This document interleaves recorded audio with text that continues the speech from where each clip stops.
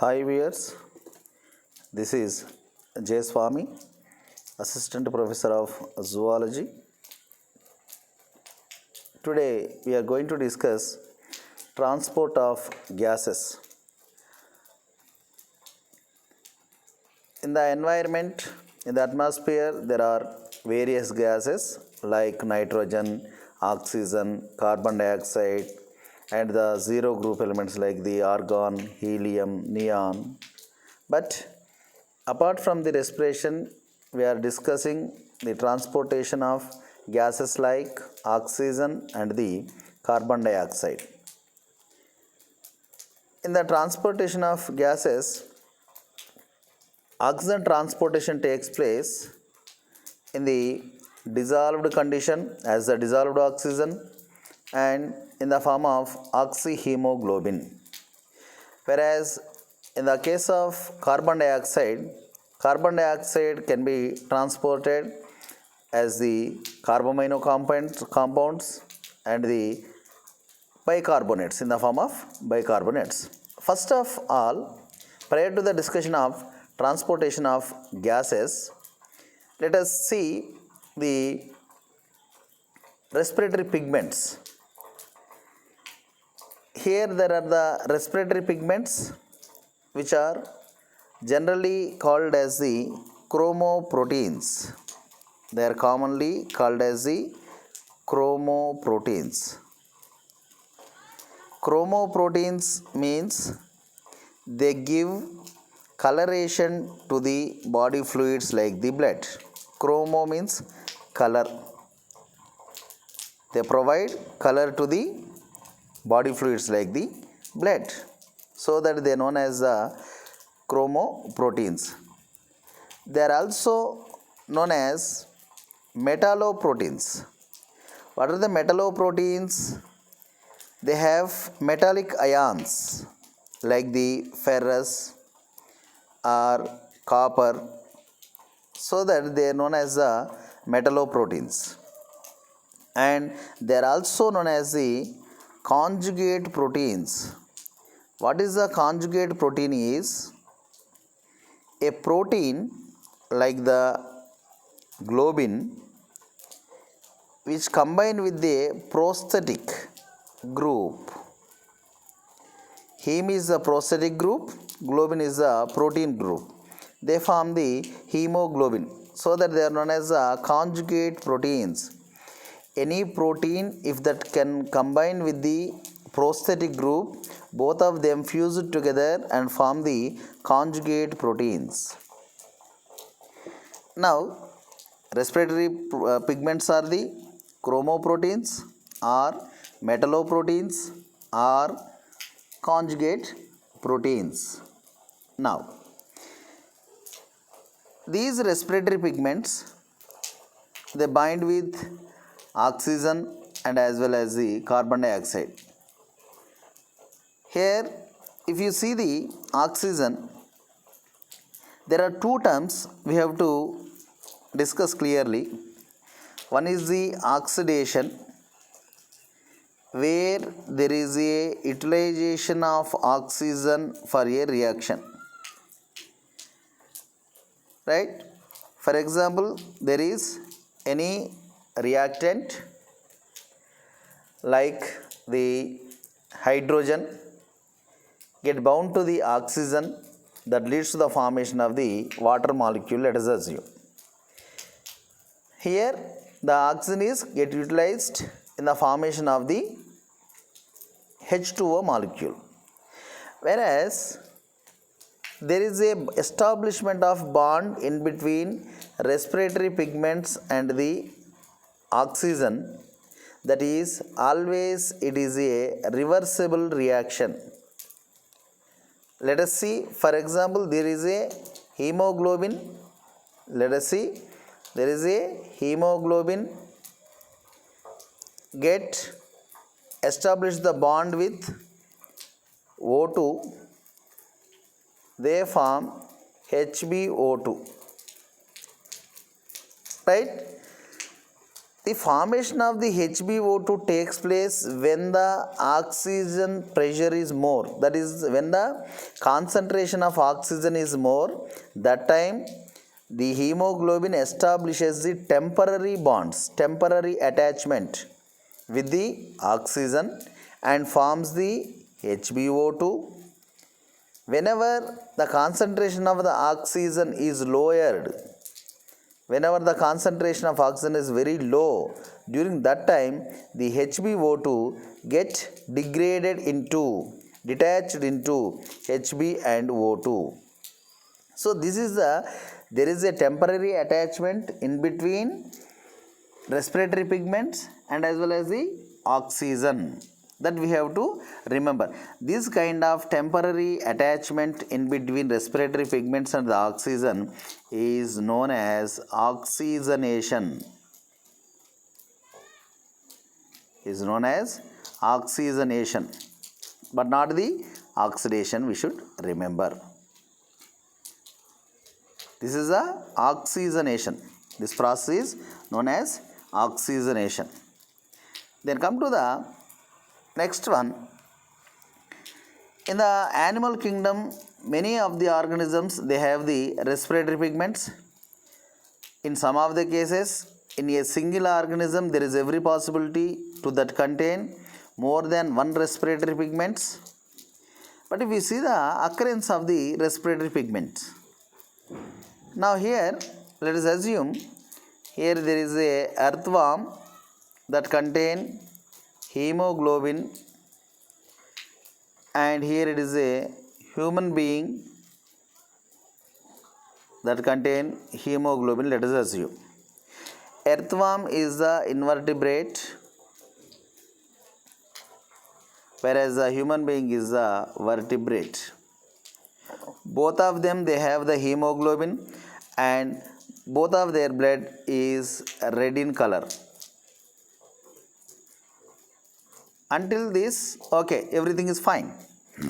Now, what is the difference in between the hemoglobin of invertebrates, respiratory pigments of invertebrates, and the respiratory pigments of vertebrates? Is in invertebrates, due to the absence of plenty of blood cells, the hemoglobin, otherwise hemocyanin, hemerythrin or chlorochlorine, respiratory pigments, they dissolve in plasma. They dissolve in plasma. Whereas in the case of vertebrates, all these respiratory pigments, they present in blood cells. Those blood cells which have the hemoglobin, they are known as red blood cells, otherwise red blood corpuscles. They are known as red blood corpuscles. Very, very fundamental thing we should remember is, in the invertebrates, the respiratory pigments are dissolved in the plasma, whereas in the case of vertebrates, they are present in the blood cells. They are present in the blood cells. One more thing, one organism can consist of more than one respiratory pigment. More than one respiratory pigment. Right? Now, just now we discussed they are the metalloproteins. For example, hemoglobin that possess iron, whereas hemocyanin that contain copper. These are the metal ions which are present inside the structure of respiratory pigments. Now, these metallic ions, they undergo oxygenation. They bond temporary attachment with the oxygen. By the establishment of temporary bonding with the oxygen, there will be no change in the valency of the metallic ion or metal. No change in the valency of the metal. This should be remembered. This we should remember. While hemoglobin establishes bond with the oxygen, means the ferrous molecule which is present inside the hemoglobin, that establishes the bond with the oxygen. Although there will be a temporary attachment in between hemoglobin, ferrous of the hemoglobin and the oxygen, there is no change in the valency of the metal which is present in the respiratory pigment. Right? Then there are different kinds of respiratory pigments. Let us see what kinds of respiratory pigments are present in the animals of animal kingdom. Here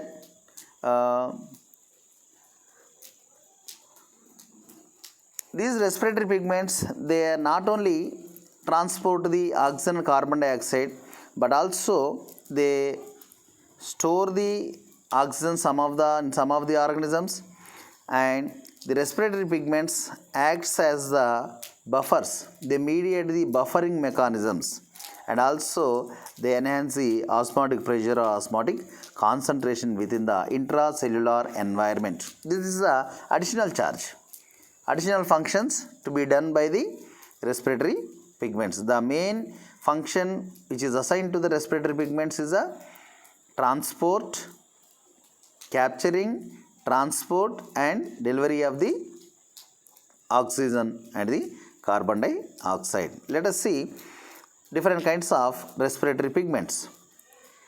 Here, as we know, there are different kinds of respiratory pigments, namely hemoglobin, hemocyanin, hemerythrin, chlorochlorine.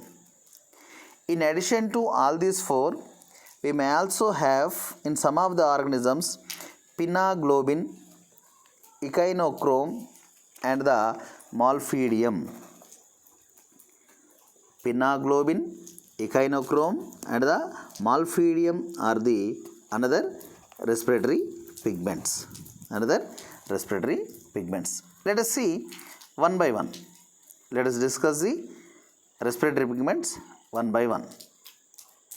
See the hemoglobin.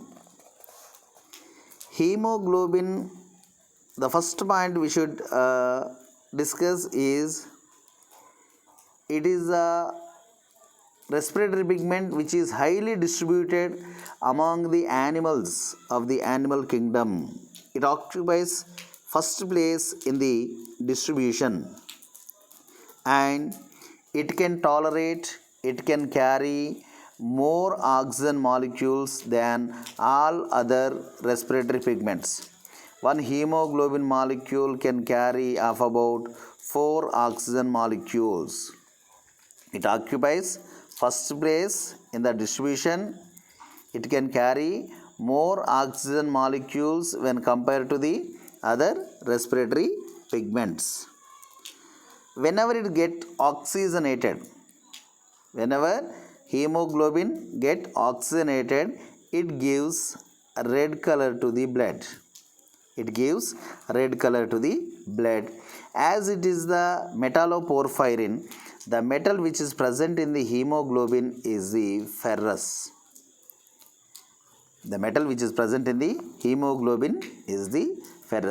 Whenever the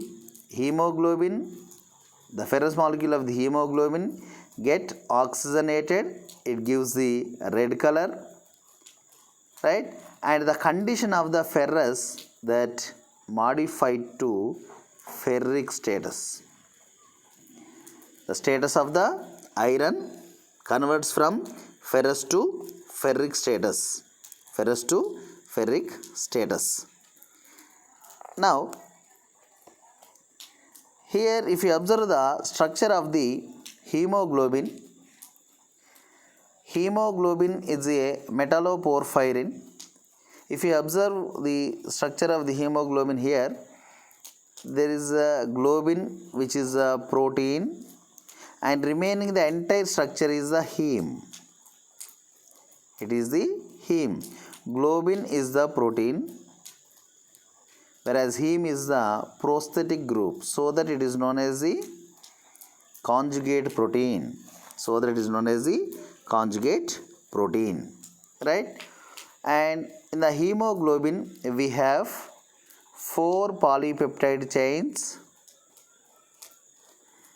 and out of these 4, 2 are alpha polypeptide chains, remaining 2 are beta polypeptide chains.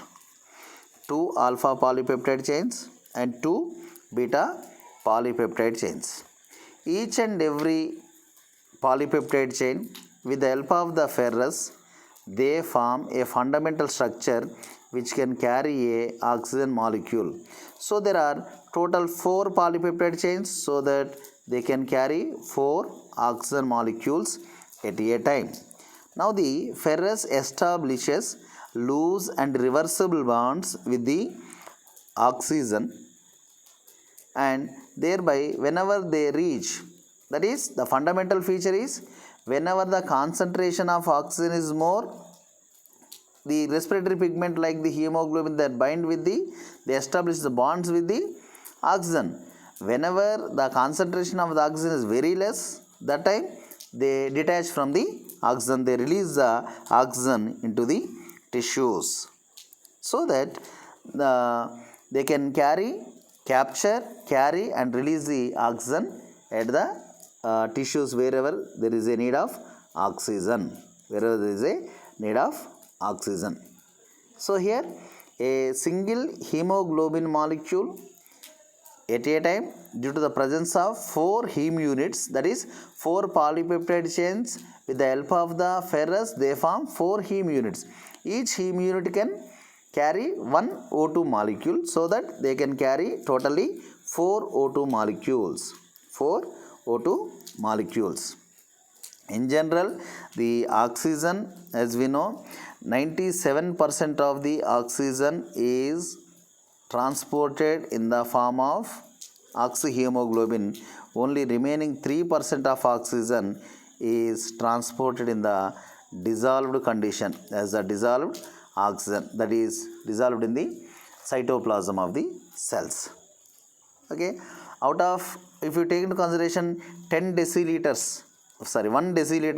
of the blood, they carry of about 4.6 ml of the oxygen, out of which 4.4 that will be in the form of HbO2 and 0.2, approximately 0.2% in the form of dissolved oxygen.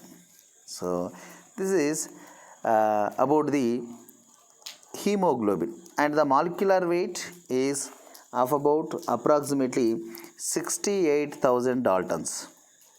In the human beings, the molecular weight of the hemoglobin is 68,000 Daltons. This is all about the hemoglobin, right? Highly distributed, tolerates more oxygen, heme plus globin, 4 nitrogen atoms, and ferrous condition, ferrous to ferric, right? Okay. Then come to the second one, hemocyanin. Hemocyanin occupies second highly distributed respiratory pigment. It occupies the second position in the distribution in the animal kingdom. Second position in the distribution, right? Hemocyanin occupies second position. It is usually seen in the organisms like gastropods of the mollusca, like the phyla, and cephalopods of the mollusca, like the octopus, sepia, loligo, and the crustaceans of arthropoda, like the prawn. Crustaceans of the arthropoda, they have this respiratory pigment which is known as the hemocyanin. It occupies second place in the distribution. And coming to this is also a metalloporphyrin, where it contains copper as the metallic ion in the cuprous state. Copper exists within this is the cuprous state. And here 2 cuprous molecules, 2 copper atoms, they carry one oxygen molecule. One oxygen molecule. So totally it can carry 2 oxygen molecules at a time. It can carry 2 oxygen molecules at a time. So whenever the cuprous, it is usually, as usual if it is present, it is looks colorless. Whenever it get oxygenated, then it looks like the pale blue in color. Pale blue in color. During the oxygenation, cuprous state that get modified into cupric state, but there is no change in the valency. So there is a temporary attachment in between oxygen and the cuprous molecules. Oxygen and the cuprous molecules. So in the reversible reaction, so oxyhemocyanin get detached into oxygen and the hemocyanin. Oxygen and the hemocyanin. Now the hemocyanin, it is not only meant for the transportation of the oxygen and CO2, but also it stores the oxygen too.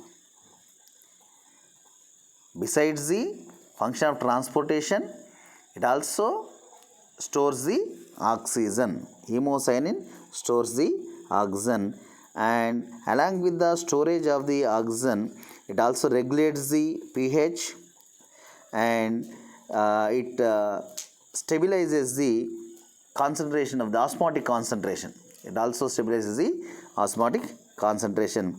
In different organisms, the molecular weight of the hemocyanin is different.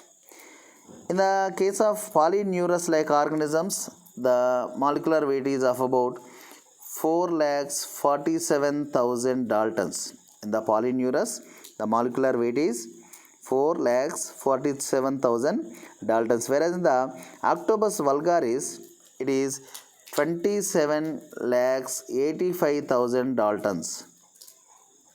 27,85,000 daltons. And in the case of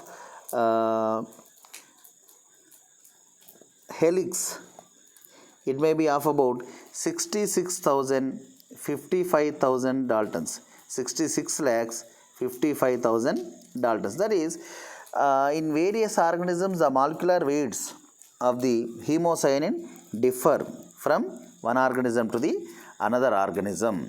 This is all about the hemocyanin. Let us see the structure of the hemocyanin. This is a deoxy form. So whenever prior to the oxygenation, this is the structure, and after the oxygenation, this is the structure. So this is the second highly distributed respiratory pigment.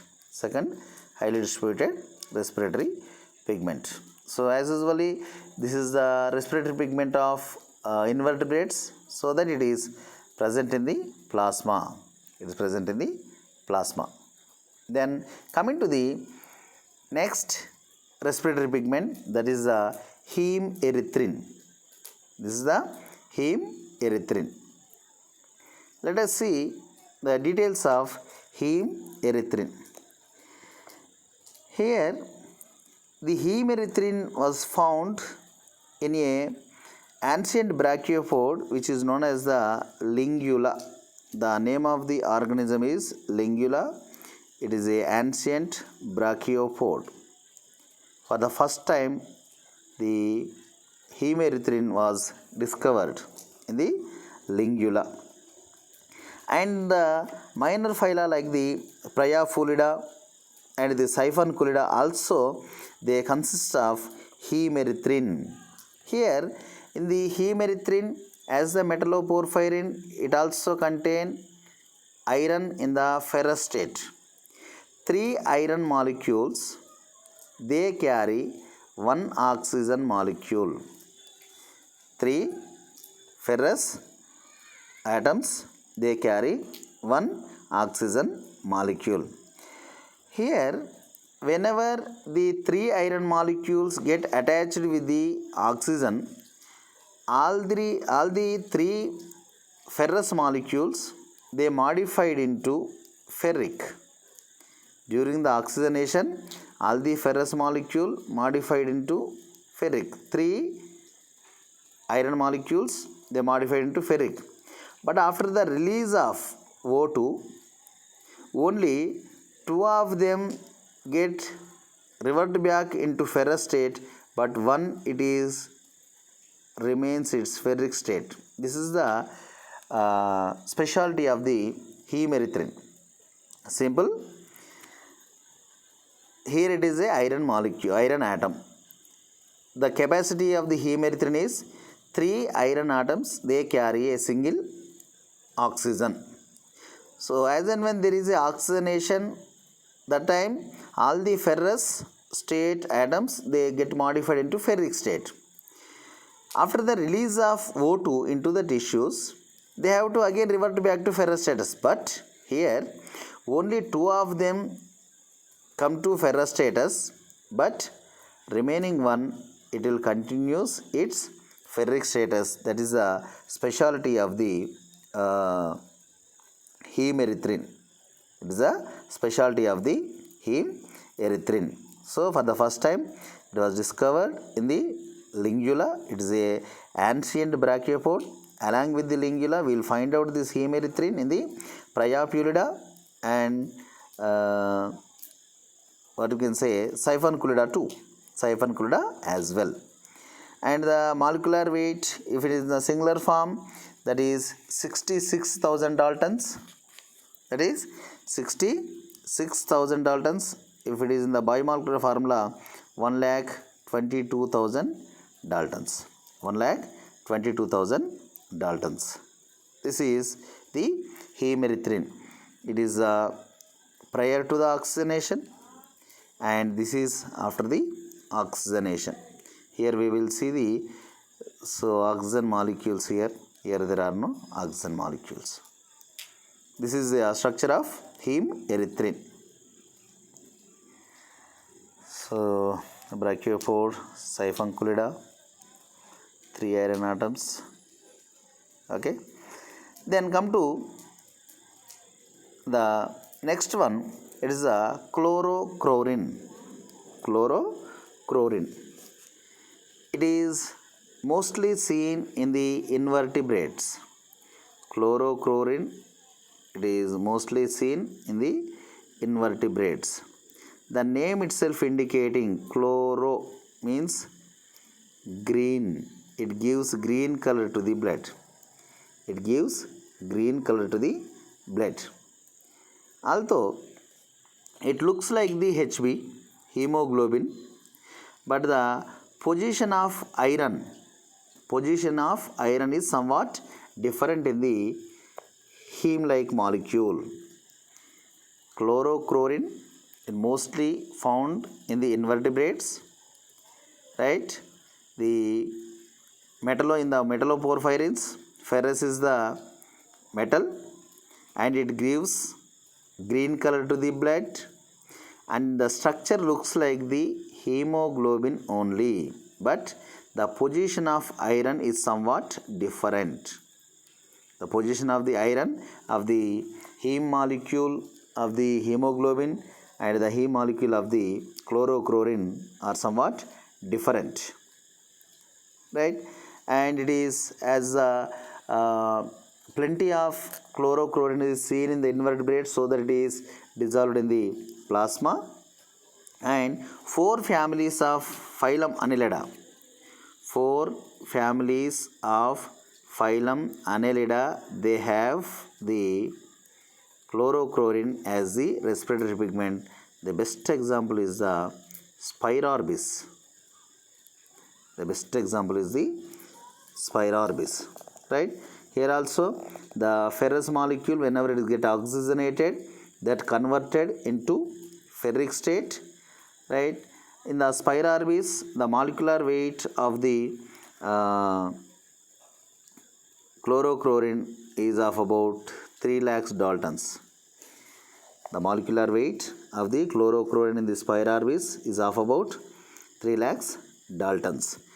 And due to the chemical similarity in the chemical structure of hemoglobin and the chlorochlorine, the gene which is responsible for the synthesis of the hemoglobin,